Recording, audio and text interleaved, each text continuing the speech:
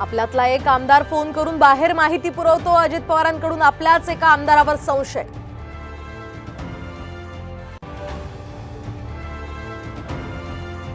आम्हाला बारामतीचा दादा बदलायचा आहे। गोविंद बागेत कार्यकर्त्यांची थेट शरद पवार यांच्याकडे मागणी।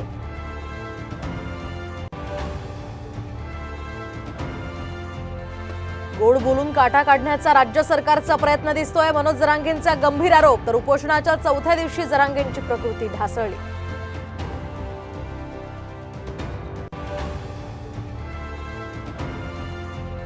विनोद तावडे यांना पक्षात मोठी संधी दिली जाऊ शकते। चंद्रकांत पाटलांचं सूचक विधान।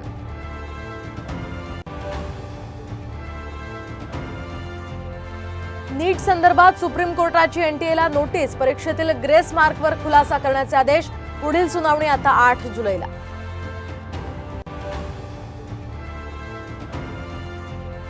संभाजीनगर, जालना, धाराशिवमध्ये पावसाचं थैमान। रस्त्यांना नद्यांचं स्वरूप। तर खामगावात वीज कोसळल्यामुळे विद्युत उपकरणं जळाली।